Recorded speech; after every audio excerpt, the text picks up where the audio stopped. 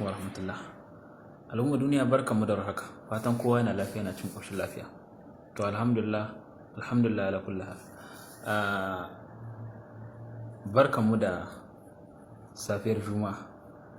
Ina yi kowa da kowa fatan alkhairi, fatan Allah ya sa alkhairin da ke cikin wannan safiya ta Juma'a ya haɗa mu da shi. Sharrin da ke ciki kuma Allah kare mu. Alfarma annabi da alkur'ani. Zan ɗan yi kira a takaice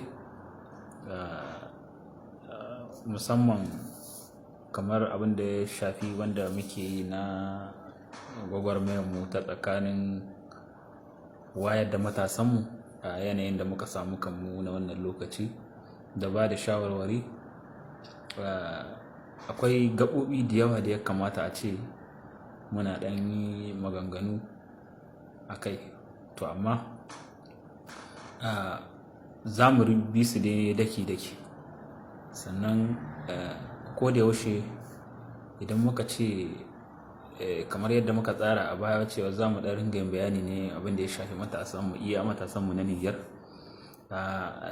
Kamar yadda na yi nazari ni a nawa nazarin naga in aka ce za a yi ba da shawara ne a matashi, to bai kamata a ce an ware ɗan gida ɗaya ba kawai a ce a ba shi shawara ko a kira shi ya gyara wani kuskure.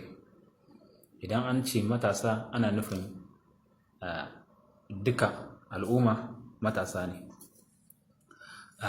Kawai nan abinda nake tunani shine shawarar mu muna son bada ta ne game da dukkanin matasa na Afirka baki daya, domin mu Afirkawa ne. Duk inda muka shiga a duniya dan Afirka ne, kai dan Afirka ne, ni dan Afirka ne, wayancan su ma Afirka ne.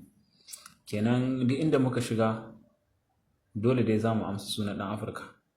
Kenan me ya kamata mu duk lokacin da za mu ba wa kanmu shawara, to mu ba wa matasan ƙasashen Afirka shawara da jawo hankalinsu idan akan wani kuskure suke su gyara don mu gudu tare mu tsira tare.